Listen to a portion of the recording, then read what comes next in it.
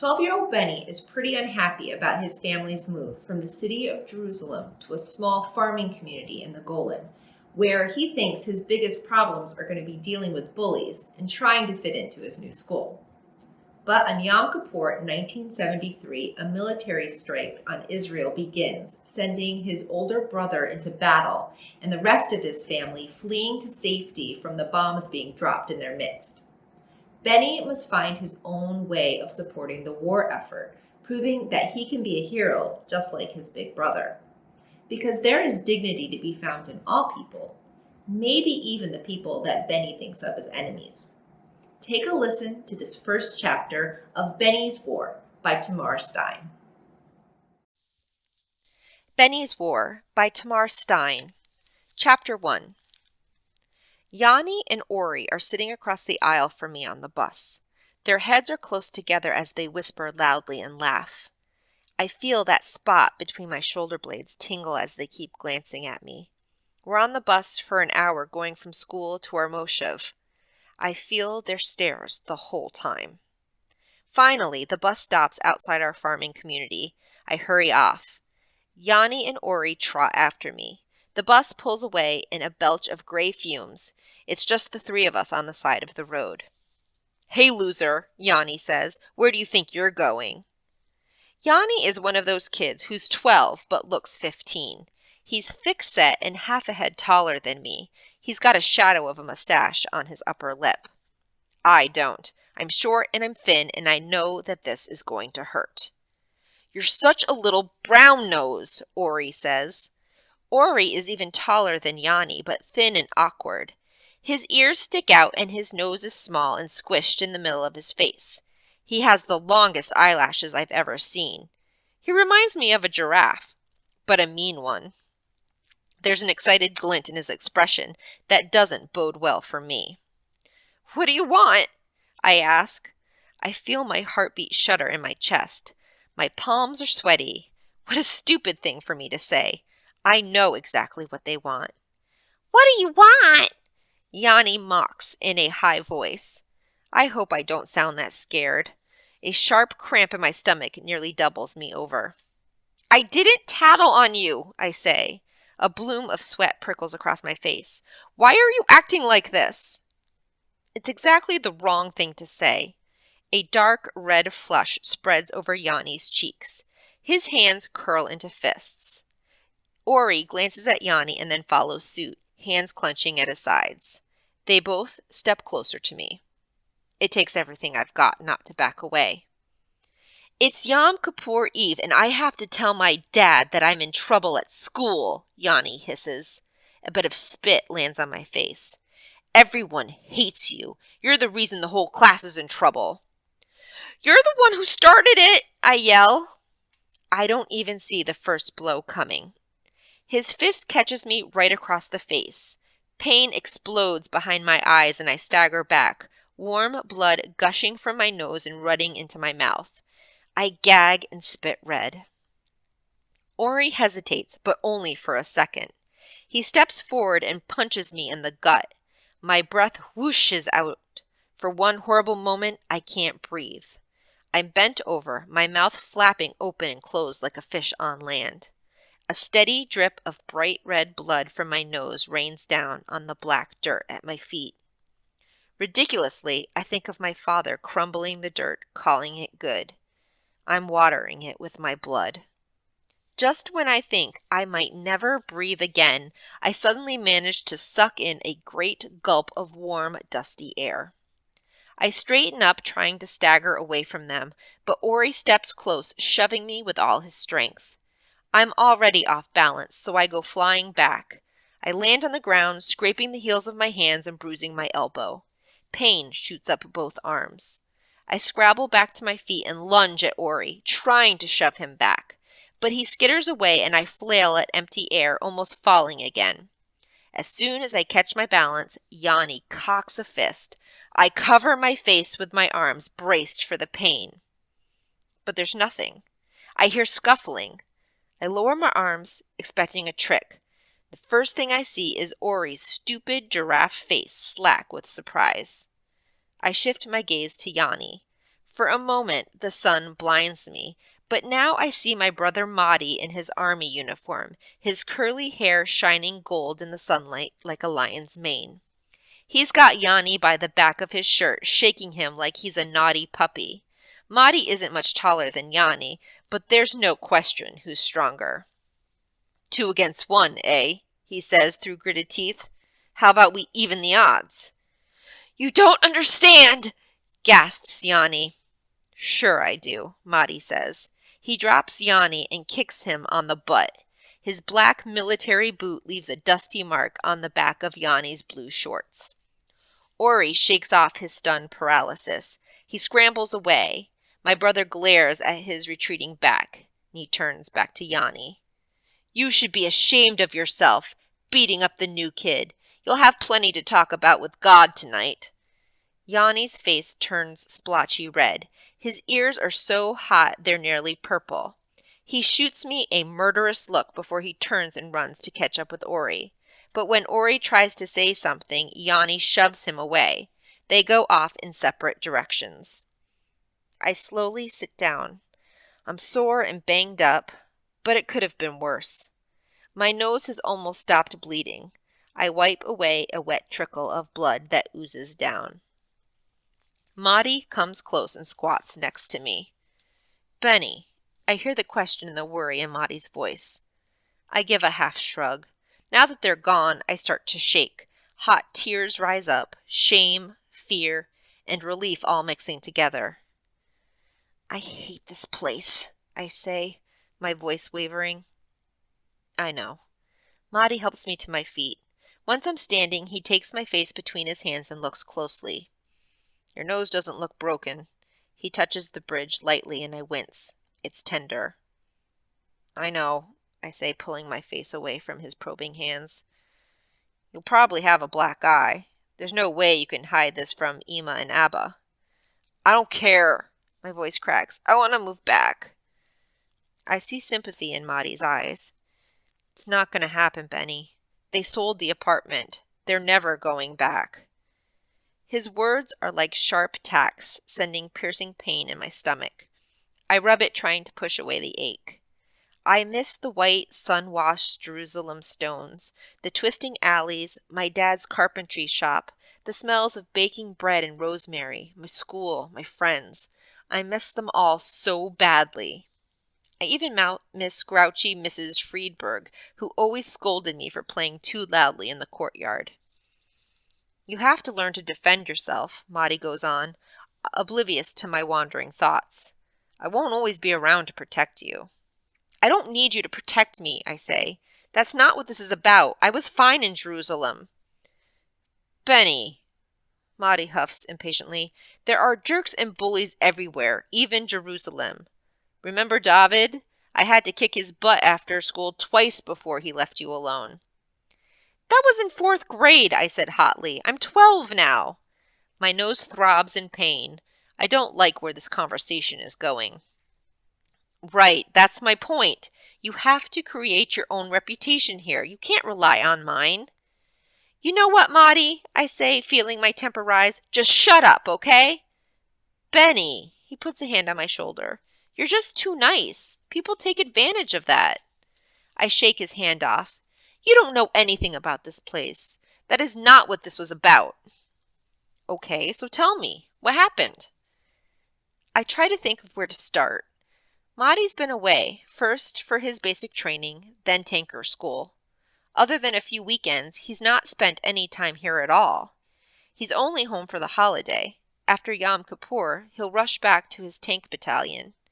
He has only the vaguest idea of what I've been going through lately. The moshav where we live is new. A moshav is like a kibbutz, a little farming town where people work the land, sharing the labor and profits. But unlike a kibbutz where everyone owns everything together and nothing is owned privately, in a moshav everyone has their own house and plot of land. My parents love that we live in a house now, not an apartment like we did in Jerusalem. They like the green space, the farm animals in the nearby barns, the orchard with the baby apple trees that will bear fruit in a few years. I hate those trees. They look like little sticks with a few sad leaves that shiver in the breeze. The branches and the trunks look too fragile to ever hold up dozens of apples. But my dad loves to go look at them. He often puts his hands in his back pockets and rocks back on his heels, his eyes dreamy. He'll say, "There's good dirt here." He'll grab a black clod of dirt and crumble it between his wide hands. Then he'll sniff his fingers and smile like he's been smelling fresh-baked bread. "It's just dirt, Abba," I always say. "It's a place to put down roots, Beni," he says. And I know he's thinking of my oldest brother, Gideon, who died 6 years ago. Our moshav is so small that there aren't enough kids for us to have our own school, which is why I ride a bus for an hour to get to school at Kibbutz Lavi. There are 20 kids living here, but most are toddlers and babies. I'm one of the oldest. I hate it. I had friends in Jerusalem. I had my soccer friends, my chess friends, and even the loud class clowns. My teachers were strict but smart. Now, there are only 2 other boys my age in the moshav, Ori and Yanni. My teacher at my new school is so stupid it hurts. She's clueless. The kids play tricks on her all the time and she doesn't even realize it. She's an immigrant from France and her Hebrew is terrible, which is how this whole mess got started. Yesterday, Yanni was throwing spitballs into Sarah's hair. I cannot stand Yanni. He always picks on Sarah, who lives at another new moshav not far from ours. She wears thick glasses and has a big gap between her teeth. I don't see the big deal about glasses or gap teeth, but she's clearly embarrassed about them. The more she's embarrassed about them, the more kids make fun of her. "Leave her alone," I said. No one else was going to say it, not even Sarah. "Why do you care?" Yanni smirked at me. "Is she your girlfriend?" Sarah turned bright red. It made me so mad the way Yanni went on, making everyone's day worse and worse. I glared at Yanni. "You're such an idiot." He sneered back at me and said, "Atata hat shel hamor," which means, "You're a donkey's ass." A couple of kids near me snickered, and that finally caught our teacher's attention. She was at her desk at the front of the room, oblivious as always. She always makes a face whenever we call her Mora Yvette. In France, she told us students call her Madame Mateau, but in Israel, students call teachers by their first name. "What did you say?" Mora Yvette trilled in her panicky way. She always acts as if she's about to lose control of the class, and only screaming at us will help. Something about the way she perched at the edge of her seat, her dumb face looking at Yanni and the rest of the class, got under my skin. Why hadn't she done anything before now? "He said I'm cool," I said with a straight face. I heard someone swallow a shocked giggle. The rest of the class froze, waiting to see if Yvette would call my bluff. Our teacher knew enough not to believe everything we said. I could see her deciding whether she could trust me or not. I don't know why I lied. One upside was that I had trapped Yanni neatly. He either had to agree that he'd called me cool or confess that he'd called me a donkey's ass, in which case he would get in trouble. "It's slang," Yanni said, backing me up. "Everyone's saying it." The teacher looked at the rest of us, and God help us, everyone nodded. "It's true," Ori said. "You could always count on Ori to back up Yanni." "Tashat shel hamor. My sister's in the army, and they're all saying it." Yvette's face cleared, and the class continued. Except now everyone kept saying Tahat shel hamor in an excited way like it really did mean something awesome. It was actually hilarious to hear all those kids cursing and the teacher just smiling about it. A few minutes later, Ori passed me a folded note from Yanni. Nice one. I looked over at Yanni. He grinned like we were best friends. I felt sick. I didn't want Yanni as my friend. I should never have lied to keep him out of trouble. I didn't smile back. His grin faded. His eyes narrowed. I rolled my eyes and looked away.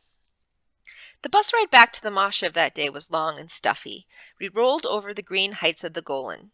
I noticed a soaring bird gliding on air currents. It drifted over the bus and was lost from view. I imagined Yvette feeling cool with her new slang. I squirmed uncomfortably on the hard plastic seat. It wasn't much better than Yanni picking on Sarah. Then this morning, the principal, Noam, was waiting for us with Yvette. Apparently, our brilliant teacher went to a staff meeting yesterday. She was excited to try out the cool new slang she'd learned. When Noam brought in a cake that his wife had made for the staff, Yvette spoke up and said she thought he was tahat shel hamor. She meant it as a glowing compliment. The staff room fell into an uproar. It took a while to sort it all out, but bottom line, our principal figured out we pulled a practical joke on our teacher. So this morning he yelled at us, "How dare you mock a hard-working immigrant? How dare you lie to your teacher?" It went on for a while, and then Sarah, trying to help, said it was all Yanni's fault. She must have had to pull all her courage to do that. She'd never spoken out loud in class before. But it didn't help. I really think Noam was planning to make us write an apology letter or something. But once he had someone's name, his mood got even uglier. Yanni is the son of our Moshev co-founder, which means he couldn't bear the brunt of all the trouble alone. Not to worry, Yanni wasn't going down without a fight. "It's Beni's fault," he shouted. And his dumb, obnoxious pet Ori hurried to agree. "That's right, he's the one who said it first." Everyone was yelling accusations. Sarah burst out crying. Noam and Yvette looked a little stunned. Once they got the class settled, Noam decided the fair thing to do was to punish the whole class, since not a single student had spoken up and told the truth before Yvette embarrassed herself. This made the rest of the class furious at me, since they had almost nothing to do with it.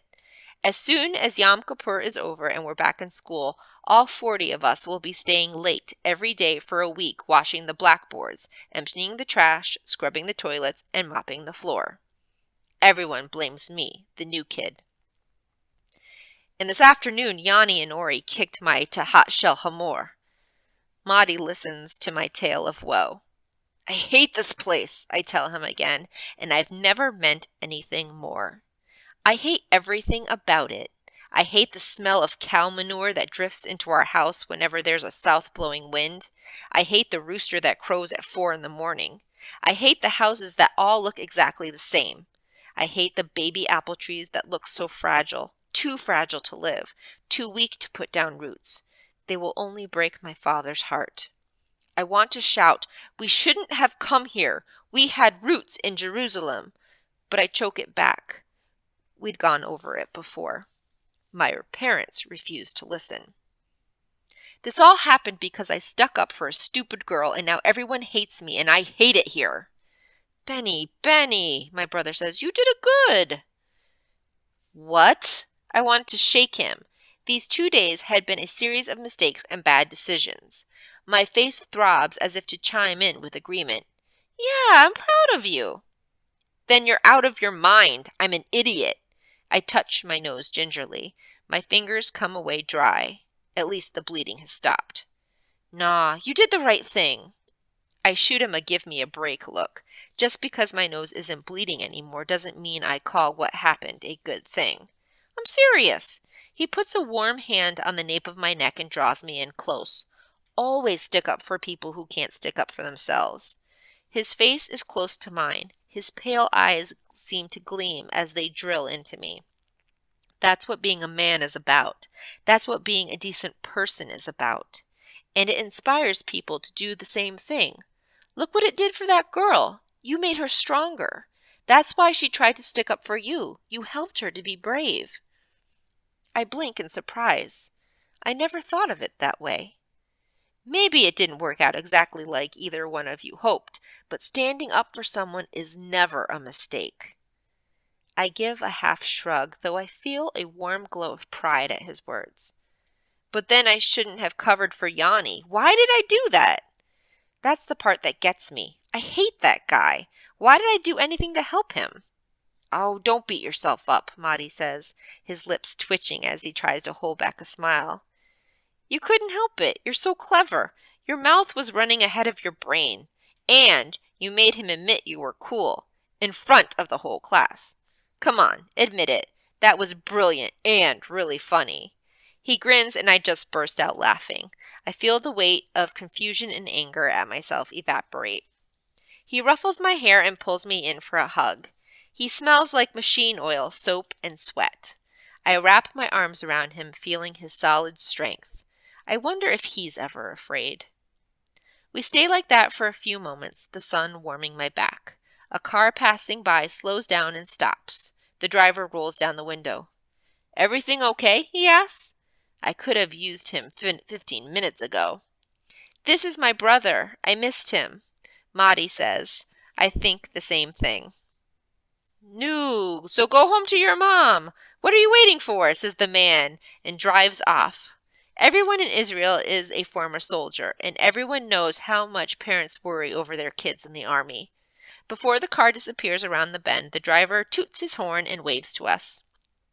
I don't know if it's aftershocks from the fight or from laughing so hard with Maddie, but I can't help laughing again. Everything is better now that Maddie is here. "Come on," Maddie says, smiling back. "Let's go get you cleaned up before Kol Nadir." We walk to our new house together. I should be thinking up a plausible story to tell my mom about how I got banged and bruised, but instead I just keep thinking of Maddie. My brother is the bravest person I know. He's tough, he's smart, and I'm the kid who gets a stomachache at the thought of fighting, fierce as a baby lamb. All my shame comes flooding back. Maddie is defending our country against the people who want to hurt us. I can't even defend myself. If you'd like to continue the story, you can check out Beni's War from our Tween fiction collection, or it is available for immediate download through the Hoopla app. So once again, I would like to thank you all so much for listening and wish you happy reading.